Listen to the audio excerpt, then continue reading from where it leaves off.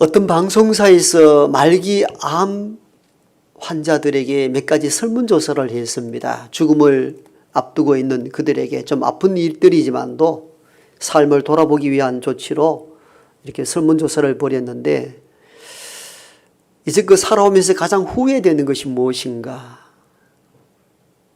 이렇게 질문했는데 첫 번째, 그 46%가 나왔습니다. 그 10명 중에 4명, 한 5명 가까이가 가족이나 사랑하는 사람에게 사랑을 다 표현하지 못한 것, 그게 가장 후회스럽다. 이렇게 대부분 절반 되는 사람들이 그렇게 설문에 응답했다고 합니다. 두 번째 2위가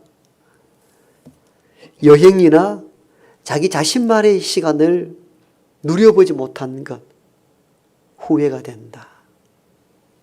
이게 한 26%, 한 4명 중에 1명.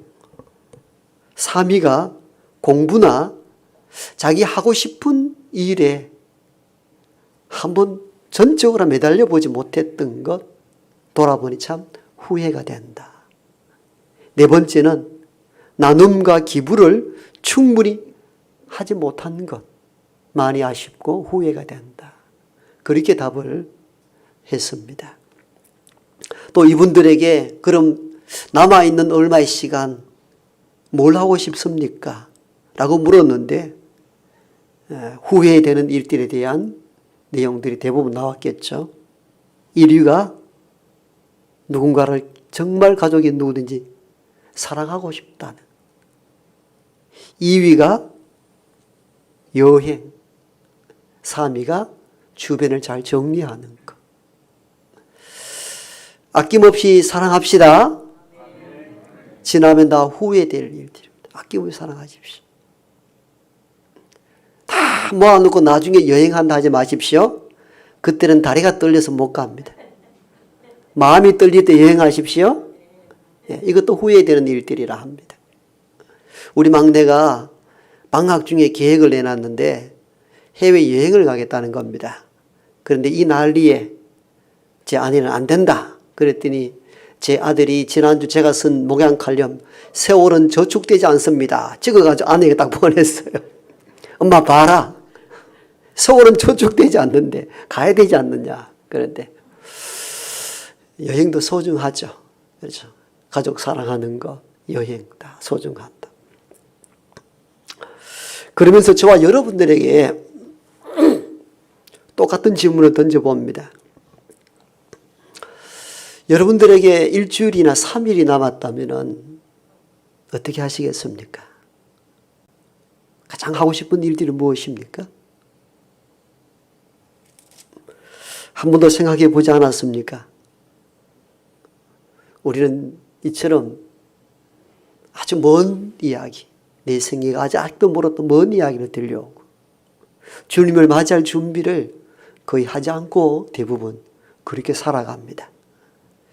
오늘 본문은 마지막 때를 살아가는 신앙인들에게 주어지는 주님의 메시지입니다.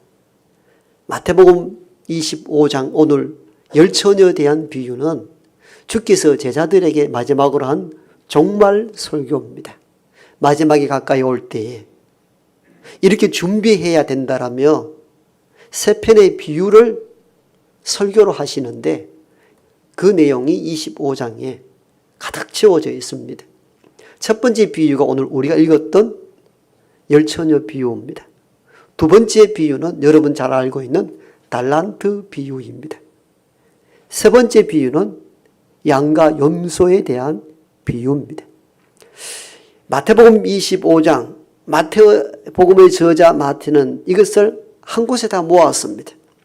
비유를 연속적으로 모아서 편집했다는 그 이유는 집중적으로 마지막 때를 긴급하게 강조하기 위하여서 그런 방향으로 편집을 했겠죠. 그러므로 오늘을 살아가는 그리스도인들은 마지막을 어떻게 준비해야 할 것인가, 이 부분에 대하여서 한 먼저 생각을 하고 말씀을 통하여 이렇게 준비를 해야 된다는 사실을 깨달아야 합니다. 그것이 이 복음서가 기록된 궁극적인 의도요 목적이기 때문입니다. 따라서 우리는 오늘 이 시간 먼저 열처녀 비유에 대한 이 본문에 대한 내용을 간략하게 다시 소개하고 열처녀 비유를 통해서 마지막을 살아가는 인생들은 어떤 준비가 필요한지에 대한 내용들을 본문을 통하여 몇 가지 다룰 것입니다. 본문의 내용은 간단합니다. 혼인잔치에 대한 이야기입니다. 혼인잔치가 열렸습니다. 신랑이 신부의 집으로 돌아올 때에 신부의 친구 10명이 등불을 들고 기다리는데 신랑이 생각보다 더디옴으로 말미암아 등은 준비됐는데 기름은 준비하지 않는 미련한 5 처녀는 그만 그 혼인잔치에 참석할 수가 없게 되었고 등과 함께 기름을 준비한 슬기로운 5 처녀는 등불이 다 타버릴 때마다 다시 기름을 보충하여서 등불을 밝혀 신랑 오므를 맞이하고 신랑과 함께 혼인잔치에 참여했다. 이 비유를 끝마치면서 그런즉 너희들은 깨어 있으라. 그 때와 시를 알지 못하느니라. 이 결론으로 마무리를 하는 내용입니다.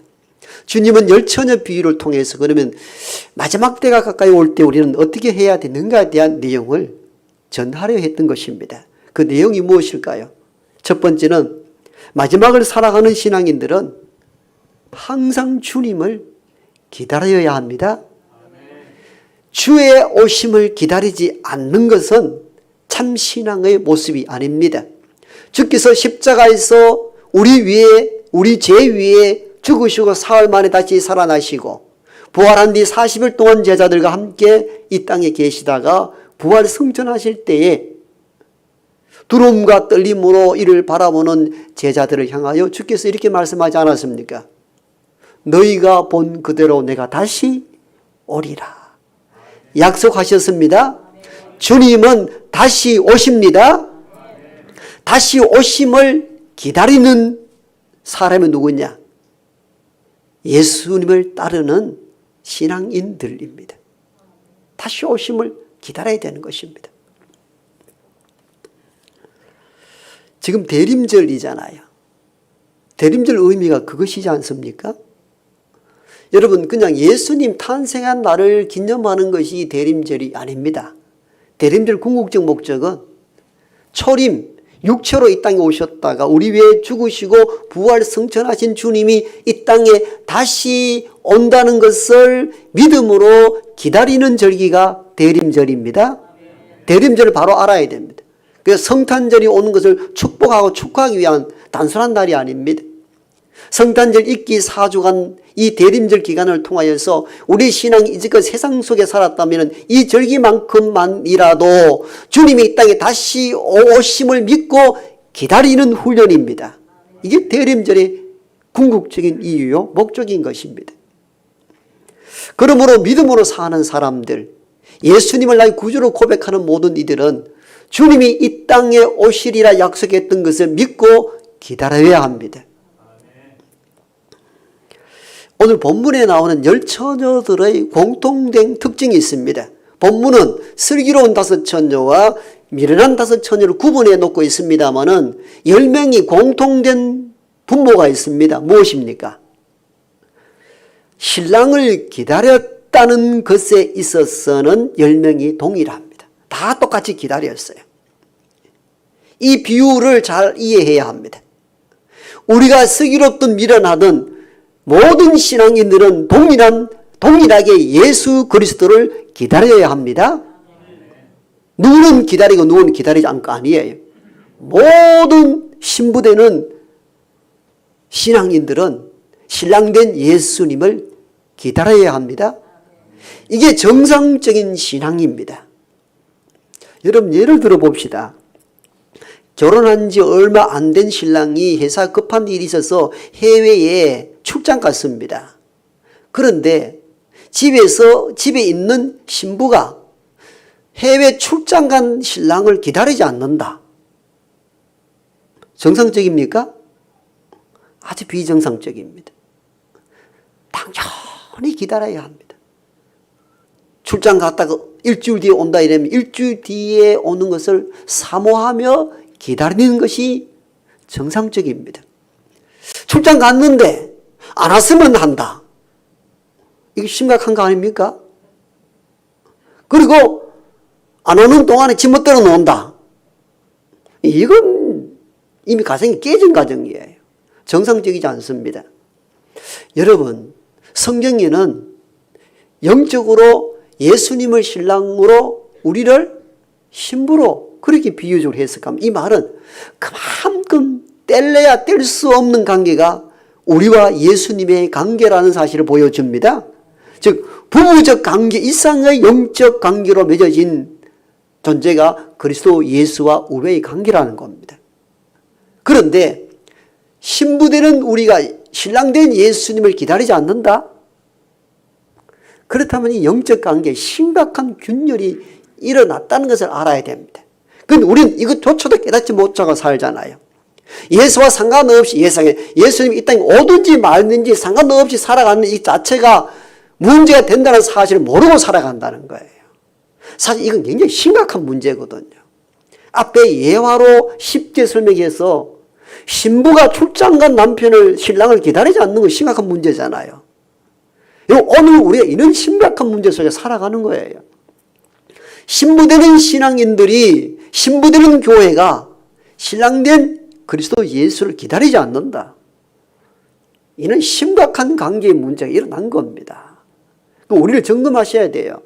오늘 슬기로운 자나 미련한 자나 모두가 동일하게 신랑을 기다렸다는 지점에 있어서는 동일합니다. 다 기다려야 합니다. 예수 오심을 기다릴 줄 알아야 됩니다. 오늘 우리의 현실을 보십시오. 이 세상의 일에는 참 잘 준비하고 관심이 많습니다. 이런 부동산이나 주식 어떻게 재테크할까? 전 나쁘게 보지 않습니다.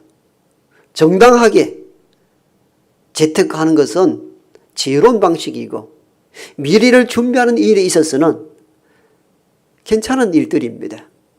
그런데 부동산이나 주식에 투자하여 미래를 준비하는 것만큼이나 주의 오심을 준비하고 있느냐는 겁니다. 그건 나쁘지 않다고 말씀드렸습니다. 그런데 오늘 우리는 세상의 것에 대해서는 미래를 준비하면서 기껏해야 100년을 사는데 길어야 100년 사는 인생도 나름대로 지금은 어떻습니까? 요즘 여러분 유튜브나 글을 보시면은 이미 은퇴 이후의 삶은 30대, 40대부터 준비를 해야 한다. 그때 하지 않으면 늦다는 거예요. 은퇴할 무렵에 은퇴를 준비하면 이미 늦다는 거예요. 미리 준비하십시오. 미리 준비하십시오. 이게 지혜로운 방식입니다. 이런 일은 잘 하는데 아쉬운 게 뭡니까? 아쉬울 정도가 아니고 문제입니다. 이건 100년을 사는 인생도 이렇게 잘 준비하면서 영원히 살 이후의 삶에 대해서는 관심이 없는 거예요. 여러분 이거 준비해야 합니다. 주님의 재림도 준비해야 됩니다. 주님이 종말론적으로 역사를 뚫고 들어오는 궁극적인 재림의 때도 준비해야 되지만도 개인은 재림을 어떻게 준비해야 됩니까? 개인의 종말, 죽음에 대한 준비도 동시에 해나가야 됩니다. 개인의 준비를 하면은 주의 재림 문제는 자동적으로 해소가 됩니다. 해결이 됩니다. 여러분 언제 죽을지 정확한 날짜를 알고 살지 않잖아요. 오늘일런지 1년 뒤인지 10년 뒤일런지 알 수 없습니다. 그러니까 주님은 깨어있으라 말씀하는 거예요. 준비하라는 거예요. 주의 오심을 준비하라는 거예요. 이 대림절 기간을 통하여서 주께서 이 땅에 오심을 준비하는 여러분이 되기를 원합니다. 남부 독일의 신학자이며 목회자인 볼루마르트는 자기 집 마당에 항상 마차를 준비해 두었습니다. 그때가 독일의 1차 전쟁이 끝이 나고 경제적으로 피폐하고 백성들이 혼란한 와중에 있을 때에 볼루마르트는 주의 재림이 임할 것이다. 깨어 있으라. 그렇게 주장하면서 우리 당대에 임할 것이라고 말하면서 함부로 살지 말고 주의 오심을 맞이할 수 있는 준비를 하면서 외쳤던 인물이 블룸 하르트였습니다. 그는 끝날에 대한 확신을 가졌습니다. 물론 그 당대에 주의 재림은 현실화되지 않았지만도 후대에 남겨진 그의 종말론적 신앙, 즉 항상 오늘 주님이 재림한다 할지라도 부끄럽지 않게 준비된 삶을 살기를 선포하고 그렇게 살았던 인물이 블룸 하르트였습니다. 여러분, 이런 자세가 필요합니다. 주님 오늘 오셔도 아무 상관없이 갈 수 있는 기다림의 자세가 되어 있어야 합니다. 대림절 기간을 통하여 오늘 10명의 처녀 모두가 신랑을 기다렸듯이 우리 모두가 예수 그리스도를 기다리는 모두가 되기를 소망합니다. 두 번째는 이 비유를 통해서 준비하되 완벽하게 준비하여 기다리라는 것입니다. 기다리는데 아무런 준비 없이 기다리는 것이 어리석습니다. 그래서 오늘 본문 가운데 5 처녀, 등은 준비하되 기름을 준비하지 않는 처녀를 미련하다 이렇게 표현합니다. 여러분, 신랑이 오는데 여러분들 오는 것을 기다리는데 잠옷 바람으로 바깥에 나가서 기다린다면 이 신뢰가 되잖아요. 맞이할 준비가 되어 있어야 되는 것이죠. 여러분, 누군가 손님을 초대했는데 우리 집에 온다라는 것을 분명히 알고 기다리는데 아무런 음식이나 어떤 것도 준비하지 않는 것은 기다리는 것 어리석은 일들입니다. 맞이할 수 없게 되는 것이죠. 오늘 미련한 5 처녀의 문제가 무엇입니까? 슬기로운 5 처녀와 똑같이 기다리는 것은 똑같이 잘했다. 그런데 미련하다는 이유가 뭡니까? 등은 준비했는데 기름을 준비하지 않았다는 것. 이게 결정적인 차이입니다. 이 말이 뭘 의미합니까? 우리는 이 부분을 이해하기 위해서는 유대인의 결혼 풍습을 이해할 필요가 있습니다. 유대인들은 사막지대이기 때문에 낮에 뜨거움을 피해서 주로 해가 지고 난 이후 저녁 때부터 혼인 예식이 시작이 됩니다. 등불은 그때 필요한 것이고요. 창세기 보면 야곱이 외삼촌 집에서 라헬을 사랑하여 7년 무료 봉사하고 결혼하는데 다음날 아침에 눈을 떠보니까 못생긴 언니 레아가 자기 옆에 잠을 자고 있습니다. 이런 일들이 왜 가능했겠습니까? 그때 밤에 혼인 예식을 치루었기 때문에 얼굴 구분하기 어려운 틈을 타서 외삼촌이 라헬이 아니고 레아를 집어넣어 버린 거겠죠. 바로 이런 흐름을 이해하면 됩니다. 그러니까 밤중에 혼인 예식이 시작될 때에 신랑이 신부를 데리러 옵니다. 이때에 간혹 이런 일이 발생했다고 합니다. 지금도 동남아는 남자가 여자 집에 지참금을 주고 아내를 데리고 가죠. 유대 풍습도 이와 비슷합니다. 신랑이 신부 집에 지참금을 가지고 와야 되는데 지참금 액수 때문에 간혹 문제가 발생하여 더디 오는 경우가 있었다고 합니다. 바로 성경은 그 이야기를 하고 있지 않지만도 추측할 수 있는 상황입니다. 이러해서 어떤 경우를 인해서이든지 어떻든 신랑이 더디 오므로 말미암아 등만 준비했던 이 미련한 5 처녀는 등불이 그만 다 타고 말았습니다. 이때의 등은 나무 꼭지에다가 헝겊이나 손뭉치를 묻혀서 기름에 데워서 불을 붙이는 경우, 우리가 횃불 같은 경우를 생각하면 됩니다. 자, 예상된 시간에 왔더라면 가능했을 터인데 예상된 범위를 넘어서서 굉장히 늦게 도착을 한 거예요. 그러다 보니까 횃불에 기름이 다 하얘지고 다시 기름을 보충해야 등을 태울 수가 있는데 기름이 준비가 안 된 거예요. 그러자 기름이 준비된 슬기로운 5 처녀에게 부탁을 했죠. 우리가 등불이 다 돼가니 기름을 좀 빌려달라 했더니 너에게 빌려주면은 우리도 중간에 불이 꺼져서 신랑을 맞이할 수 없게 되니까 차라리 가게에 가서 사오는 것이 낫겠다. 그래서 가게에 갔다 오는 동안에 혼인잔치 집에 문이 닫혔다. 그 이야기 끝입니다. 그러므로 미련한 다섯 처녀의 문제가 뭡니까? 신랑을 기다리는 차원에서는 똑같았는데 기름을 준비하지 않은 거예요.